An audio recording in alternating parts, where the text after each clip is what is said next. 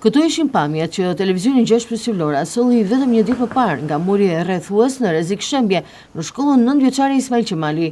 Por nuk është vetëm ky problemi. Këtu është edhe piknisja. Pikërisht ky vëzhgim bëri që të nxiste edhe reagimet e prindërve të nxënësve që studiojnë në këtë shkollë, për të thënë publikisht e për të nxjerrë disa prej problematikave të tjera, për të cilat shkolla qëndron me dyert të mbyllura, edhe vetë nxënësit i dinë. Këta të fundit ankohen për mungesën e kushteve të higjienës. Një numër i konsiderueshëm i ankesave kanë bërritur në redaksinë e televizionit 6+Lora, të cilat flasin edhe për probleme thellësore me papastërti në këtë shkollë.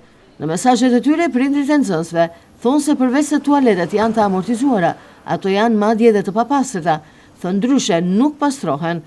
E për këtë që duhet të mbaj përgjegjësi drejtoria e shkollës për të siguruar kushtet minimale të higjienës së nxënësve, por edhe të mësuesve.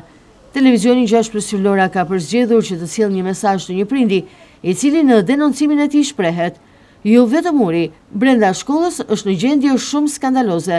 Tualetet përveç gjendjes së amortizuar janë edhe të papastërta. Si prindi i asaj shkolle po shkruaj, duhet të merren masa." Shkolla 9 vjeçare Ismail Qemali në Vlorë po përballet edhe me një tjetër problem shqetësues, që është mungesa e higjienës. Nuk është vetëm rreziku që sjell muri i shkollës gati në rrëzim, dhe për të cilin nuk është marrë asnjë mas deri më tani, duke luajtur me jetën e nxënësve, por edhe kushtet e higjienës që lënë për të dëshiruar. Tualetet e shkollës janë të papastërta, por mungesa e higjienës është prezente edhe në korridore, si dhe klasa, sipas prindërve të nxënësve. Problematika është edhe më shqetësuese në tualetet të cilat nuk pastrohen asnjëherë apo dezinfektohen, duke u bërë burim rreziku për sëmundje infektive tek nxënësit.